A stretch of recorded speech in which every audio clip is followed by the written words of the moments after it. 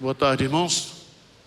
Vamos abrir a palavra de Deus no segundo livro das Crônicas, capítulo 26.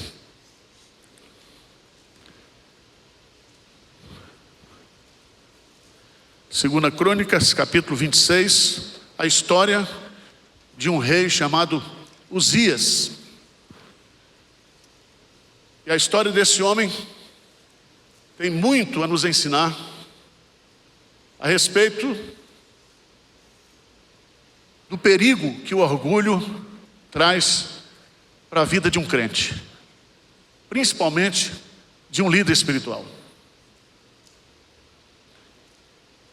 Há alguns meses eu tenho estudado sobre orgulho e sobre humildade. É humilhante. Porque você começa a sondar o seu coração e vê que o orgulho está entrelaçado na nossa alma. E a gente tem que cuidar do nosso coração. E Deus me deu a graça de escrever um livreto, que vai ser lançado agora, sobre quebrantamento. O caminho para o avivamento. E eu quero hoje expor um dos capítulos, que é a história desse homem. A anatomia de um coração orgulhoso. Vamos lá? Vamos para o texto bíblico? 2 Crônica 26, todo o povo de Judá tomou a Uzias, que era de 16 anos, e o constituiu rei em lugar de Amazias, seu pai. Ele edificou a Elate e restituiu a Judá, depois que o rei descansou com seus pais. Uzias tinha 16 anos quando começou a reinar, e 52 anos reinou em Jerusalém. Era o nome de sua mãe, Jecolias de Jerusalém. Ele fez o que era reto perante o Senhor, segundo tudo o que fizera Amazias, seu pai. Propôs-se buscar a Deus nos dias de Zacarias, que era sábio nas visões de Deus. Nos dias em que buscou ao Senhor, Deus o fez prosperar. Saiu, guerreou contra os filisteus, quebrou o muro de Gate, o de Jabne e o de Asdod, e edificou cidades no território de Asdod e entre os filisteus. Deus o ajudou contra os filisteus, contra os arábios, que habitavam em Gur-Baal, e contra os meunitas. Os amonitas eram presentes a Uzias, cujo renome se espalhara até a entrada do Egito, porque se tinha tornado em extremo forte. Também edificou Uzias torres em Jerusalém, a porta da esquina, a porta do vale, a porta do ângulo, e as fortificou. Também edificou torres no deserto, cavou muitas cisternas, porque tinha muito gado, tanto nos vales como nas campinas. Tinha lavradores e vinhateiros, nos montes e nos campos férteis, porque era amigo da agricultura. Tinha também Uzias um exército de homens destros nas armas, que saíam à guerra em tropas, segundo o rol feito pelo escrivão Jeiel e Mazeías, oficial sob a direção de Ananias, um dos príncipes do rei. O número total dos cabeças das famílias, homens valentes, era de 2.600. Debaixo das suas ordens havia um exército guerreiro de 307.500 homens, que faziam a guerra com grande poder para ajudar o rei contra os inimigos. Preparou-lhe Uzias para todo o exército escudos, lanças, capacetes, couraças e arcos, e até fundas para tirar pedras. Fabricou em Jerusalém máquinas de invenção de homens peritos, destinadas para as torres e cantos das muralhas para tirarem flechas e grandes pedras. Divulgou-se a sua fama até muito longe, porque foi maravilhosamente ajudado até que se tornou forte. Mas, havendo já se fortificado, exaltou-se o seu coração para a sua própria ruína, e cometeu transgressões contra o Senhor seu Deus, porque entrou no templo do Senhor para queimar incenso no altar do incenso. Porém, o sacerdote Azarias entrou após ele, com 80 sacerdotes do Senhor, homens da maior firmeza, e resistiram ao rei Uzias e lhe disseram: A ti, Uzias, não compete queimar incenso perante o Senhor, mas aos sacerdotes, filho de Arão, que são consagrados para este mistério. Sai do santuário, porque transgredistes, nem será isso para a honra tua da parte do Senhor Deus. Então, Uzias se indignou, tinha um incensário na mão para queimar incenso, indignando-se ele, pois, contra os sacerdotes, a lepra lhe saiu da testa perante os sacerdotes, na casa do Senhor, junto ao altar do incenso. Então o sumo sacerdote Azarias e todos os sacerdotes voltaram-se para ele, e eis que estava leproso na testa. E apressadamente o lançaram fora, até ele mesmo se deu pressa em sair, visto que o Senhor o ferira. Assim ficou leproso o rei Uzias até o dia da sua morte, e morou por ser leproso numa casa separada, porque foi excluído da casa do Senhor. E Jotão, seu filho, tinha seu cargo à casa do rei, julgando o povo da terra. Quanto aos mais atos de Uzias, tanto os primeiros como os últimos, o profeta Isaías, filho de Amós, os escreveu. Descansou Uzias com seus pais, e sepultaram no campo do sepulcro, que era dos reis, porque disseram: ele é leproso. E Jotão, seu filho, reinou em seu lugar. Meus prezados irmãos, nós estamos diante de uma história real. Como uma pessoa pode migrar do sucesso total para o fracasso total. O orgulho é o pior defeito que nós temos. O orgulho é o maior inimigo de um líder. E o orgulho está no coração e se apresenta disfarçadamente. O orgulho leva alguém a tomar o crédito de algo que o outro fez, principalmente o que Deus fez. O orgulho leva um líder a pensar que ele é autossuficiente, imbatível, insubstituível e invulnerável. O pecado do orgulho tem levado muitos homens do sucesso ao fracasso, da riqueza à pobreza, da honra à desonra. É muito interessante porque a Bíblia diz que Deus resiste aos soberbos, mas dá graça aos humildes. Por que isso? Porque o orgulho é a primeira e a mãe de todas as outras armadilhas. Todos os pecados começam com orgulho.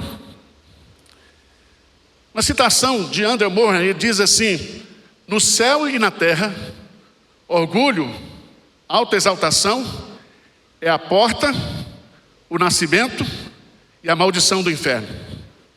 Por isso nossa redenção tem de ser a restauração da humildade perdida, o relacionamento original e verdadeiro da criatura com Deus Criador. E ele diz assim: Jesus veio trazer a humildade de volta para a terra e fazer-nos participantes dessa humildade, e por ela sermos salvos, não sermos condenados. Essa história do rei Uzias, a gente pode dividir em 3 momentos. Primeiro, ele foi um homem bem sucedido. Veja no texto que todo o povo de Judá tomou a Uzias e o constituiu rei, quando ele tinha 16 anos. O texto nos diz que o seu pai era Amazias, e o seu nome original era Azarias, que significa o Senhor tem ajudado. Uzias significa o Senhor é a minha força. Ele foi constituído aos 16 anos, reinou por 52 anos. E as reformas que ele fez gerara uma expectativa espiritual. Lembra? Lá em Isaías capítulo 6, que o profeta Isaías entrou no templo, no ano em que morreu o rei Uzias, e ele estava angustiado, porque havia uma expectativa de uma grande reforma espiritual. Porque esse homem, ele começa bem. Veja aí alguns detalhes do seu sucesso. Primeiro, ele venceu importantes batalhas contra os filisteus, os árabes e os amonitas. Ele conquistou a terra, a cidade de Elate, que permitiu Israel a ter acesso ao Mar Vermelho e intensificar o seu comércio com outras nações. Ele construiu torres em Jerusalém. Ele reforçou a segurança e a proteção da cidade. Ele prosperou na área da pecuária. Ele é chamado aí de amigo da agricultura. Ele montou um exército poderosíssimo, com mais de 300 e tantos mil homens. Ele também desenvolveu armamentos, armas bélicas, montou um exército poderosíssimo. E diz o texto, meus amados irmãos, que ele ficou famoso, famosíssimo. É tão interessante isso, porque a gente vai descobrir que o sucesso do rei Uzias, assim como o nosso sucesso, se a gente tiver, é obra de Deus. É obra de Deus. Qual era o segredo? O segredo do sucesso dele. E é tão bonito. Versículo 4, 26, 4 e 5. Vamos ler juntos? Ele fez o que era reto perante o Senhor, segundo tudo o que fizera Amazias, seu pai.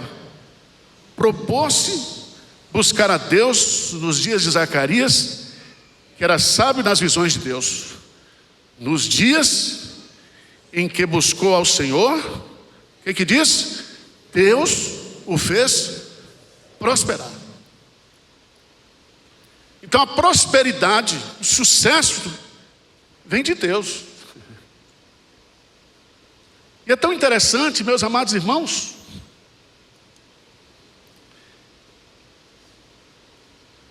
ele obedeceu aquele princípio da teocracia, que o profeta, ele está do lado do rei. E quando o rei quer ouvir a orientação de Deus, consulta o profeta. E diz aí que ele propôs buscar-se a Deus nos dias de Zacarias. Lembra das visões do profeta Zacarias? Então ele recebia a orientação diretamente de Deus através do profeta. O que seria para nós hoje um compromisso inalienável com a palavra de Deus. Quais são os resultados dessa busca? Versículo 5. Deus o fez prosperar. Nos dias em que buscou ao Senhor, Deus o fez prosperar. Versículo 7, lê comigo aí o versículo 7. Deus o que? O ajudou contra os filisteus e contra os arábios. Interessante, irmãos. Aqui está o segredo do sucesso do crente. Aqui está o segredo de uma bênção, de uma vida próspera, de uma vida abençoada por Deus. É buscar o Senhor e fazer aquilo que Ele manda, aquilo que Ele pede. É viver sob a orientação de Deus. E é tão bonito isso aqui. Veja no versículo 8. Veja no versículo 8. Os amonitas deram presentes a Uzias, cujo renome se espalhara até a entrada do Egito, porque se tinha tornado o quê? Extremo forte. Ou seja, Deus abençoou esse rei de uma forma extraordinária, de uma forma exponencial.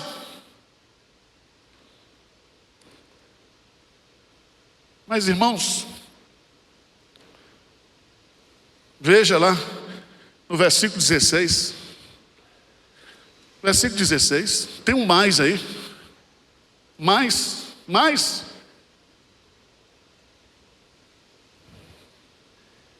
Lê comigo, o que diz aí? Mas havendo-se já fortificado, exaltou-se o seu coração para a sua própria ruína. Presta atenção, a soberba precede a ruína. Rick Warren, ele diz que o grande inimigo do sucesso vindouro é o sucesso presente.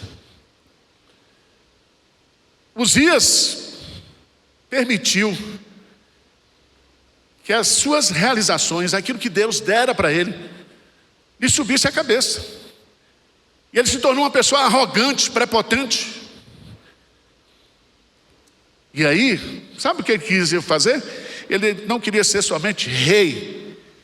Ele agora quer assumir a função de sacerdote.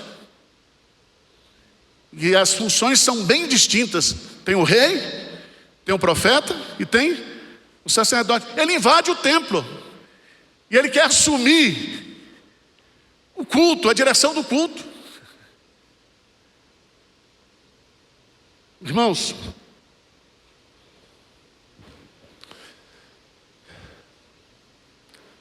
a abundância de bênção o levou a se esquecer de Deus.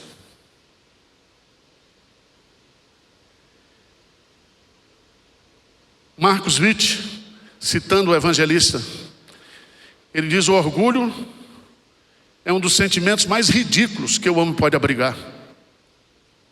Tudo o que temos nos foi dado, nada temos pelos próprios méritos. Então, por que se orgulhar de algo que não é nosso? Ele exaltou o seu coração para a sua própria ruína. A soberba brotou, floresceu e frutificou dentro do seu coração. Irmãos, a arrogância de coração é abominável diante dos olhos de Deus. Santo Agostinho afirmou que o orgulho transformou anjos em demônios.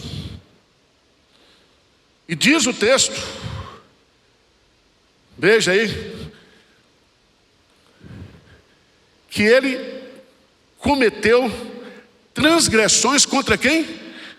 Contra o Senhor, está no verso 16. A soberba tomou conta do seu coração e ele agora quer assumir o ofício dos sacerdotes.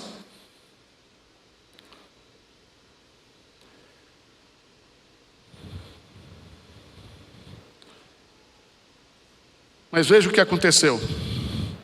Versos 17 e 18. 17 e 18.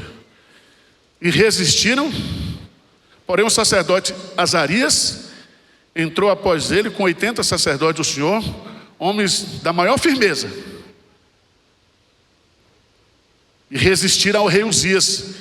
E lhe disseram: a ti, Uzias, não compete queimar incenso perante o Senhor, mas aos sacerdotes filhos de Arão, que são consagrados para esse mistério. Sai do santuário, porque transgressiste. Nem será isso para a honra tua da parte do Senhor, seu Deus. A ti não compete. Em outras palavras, não é da sua competência. Não queira ser algo que Deus não escolheu para você ser. É interessante, porque Deus pune Uzias colocando lepra na sua testa, enquanto ele estava ainda com o incensário na mão. E agora esse homem colhe os resultados da sua arrogância e do seu pecado. ele se tornou uma pessoa impura. A lei exigia que os invasores do templo sagrado fossem executados. Está lá em Números capítulo 18, versículo 7. Mas pela graça de Deus, Deus o poupou, dando-lhe uma doença. Dando-lhe uma doença. Aqui, essa doença é de fato uma disciplina, um castigo divino pela sua soberba. E ele agora não pode mais voltar para o palácio. Ele não pode mais reinar em Israel. E ele vai, a partir daquela data, ele vai morar numa casa, separadamente. E a narrativa termina dizendo: quanto aos mais atos de Uzias, tanto os primeiros como os últimos, o profeta Isaías, filho de Amós, os escreveu. Descansou Uzias com seus pais, e com seus pais sepultaram no campo do sepulcro, que eram do rei, porque disseram: ele é leproso. E Jotão, seu filho, reinou no seu lugar. O Isbe resume a história de Uzias dizendo: Uzias, o soldado, foi derrotado pelo seu próprio orgulho. Uzias, o construtor, destruiu o próprio ministério e seu testemunho. Uzias, o lavrador, ceifou a colheita dolorosa daquilo que havia semeado. Essa história, irmãos, do rei Uzias, traz algumas lições para a minha vida, para o meu ministério. E eu espero que você aprenda. E aqui eu queria tirar algumas lições bem simples. E depois eu vou dar uns quesitos aí para você avaliar como é que está a soberba do seu coração. Primeiro, nós aprendemos que o segredo de uma vida bem-sucedida é buscar o Senhor. E o sucesso é o andar com Deus, em obediência a Deus, em submissão à sua vontade. Isso é sucesso. Sucesso não é a sua performance espiritual. Sucesso não são os resultados do seu ministério. Sucesso é buscar a Deus e andar com Deus. Amém? Então, enquanto ele andou com Deus, enquanto ele buscou a Deus, enquanto ele foi submisso à vontade de Deus, Deus o abençoou. Deus o abençoou. Segunda lição. Segunda lição. Um bom começo de vida abençoada pelo Senhor não é garantia alguma de um final feliz. Muitos servos de Deus que começaram bem, terminaram mal. Você pega a história de Salomão, por exemplo. Começou bem, terminou mal. Sansão nasceu para ser um libertador. Nasceu de forma miraculosa. Recebeu de Deus privilégios espirituais, uma força incomum. Mas terminou mal. Nós precisamos vigiar o nosso coração. Nós precisamos tomar cuidado com o nosso coração, porque a soberba pode destruir muitas vezes aquilo que Deus lhe deu durante toda a sua vida. Uma terceira lição.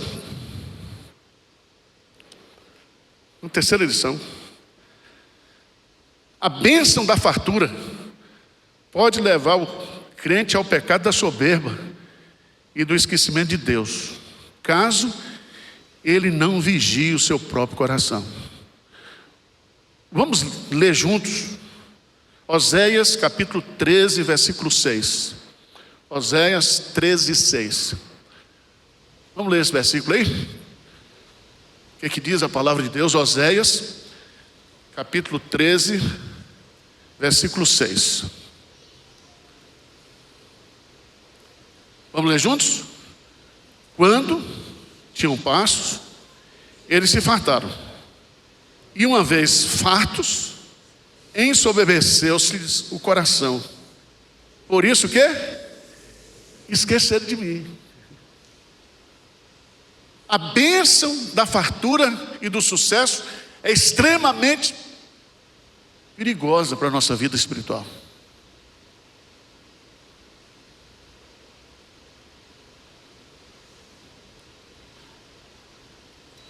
Eu copiei aqui algumas perguntas para você avaliar o seu coração. Depois você compra o livro para me ajudar a comprar aquela casa lá em Orlando.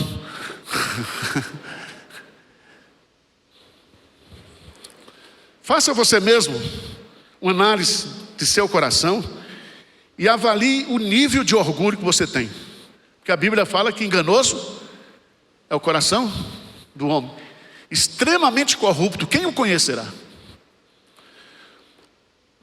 Veja bem, primeiro, o orgulhoso olha para os fracassos dos outros e está sempre pronto a mencioná-los. Segundo, o orgulhoso tem um espírito crítico, está sempre procurando o erro nos outros. Ele enxerga as falhas alheias com um microscópio, mas olha as suas pelo telescópio. O orgulhoso tem a tendência de criticar quem se encontra em posição de autoridade e comentar com as outras pessoas as falhas percebidas. O orgulhoso, quarto lugar, se auto-justifica, tendo um conceito elevado de si mesmo, ao mesmo tempo em que menospreza os outros. O orgulhoso tem um espírito independente e autossuficiente. O orgulhoso quer provar sempre que está certo e deseja sempre ter a última palavra. Sétimo lugar, o orgulhoso exige sempre os seus direitos e a preservação de sua reputação. Oitavo, o orgulhoso deseja sempre ser servido, quer que a vida gire em torno de si e de suas necessidades. Nono, o orgulhoso tem o sentimento de que a igreja é privilegiada por poder contar com ele. O orgulhoso busca sempre se promover. O orgulhoso deseja intensamente ser reconhecido e apreciado pelos seus esforços. O orgulhoso fica magoado quando outros são promovidos em vez dele. O orgulhoso fica satisfeito com os elogios e se abate com as críticas. O orgulhoso se preocupa com a opinião das pessoas a respeito dele. O orgulhoso não aceita ser corrigido ou disciplinado. O orgulhoso tem dificuldades de aceitar os seus erros e pedir perdão. O orgulhoso não conhece a verdadeira condição do seu coração. Em último lugar, o orgulhoso considera que não precisa de arrependimento e de avivamento espiritual.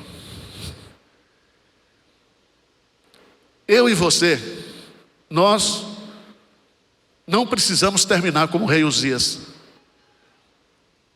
se nós protegermos o nosso coração da soberba. Davi diz assim: da soberba guarda o teu servo. Da soberba guarda o teu servo. Essa tem sido minha oração. Eu quero terminar o meu ministério bem.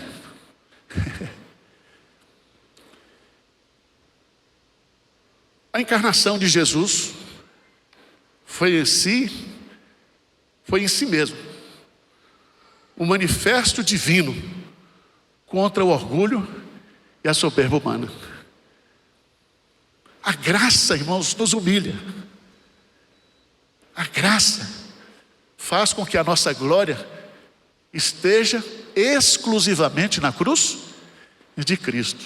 Paulo diz: eu não tenho do que me gloriar, a não ser na cruz de Cristo. Que Deus trabalhe o seu coração, que Deus trabalhe o meu coração, que o Senhor tenha misericórdia de nós e nos proteja do pecado do orgulho. Do orgulho.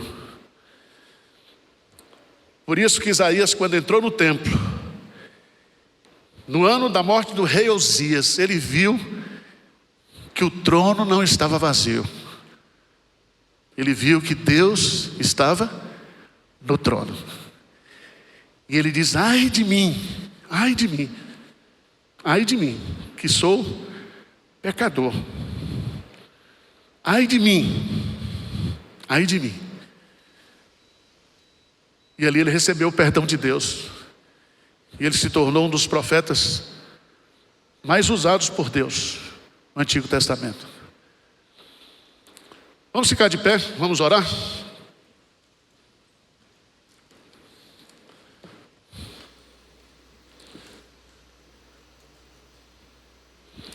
Quem já teve problema aqui com soberba? Levanta a mão.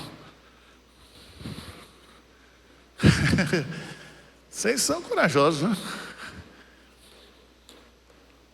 Irmãos, todo pecado que nós cometemos tem como base a soberba.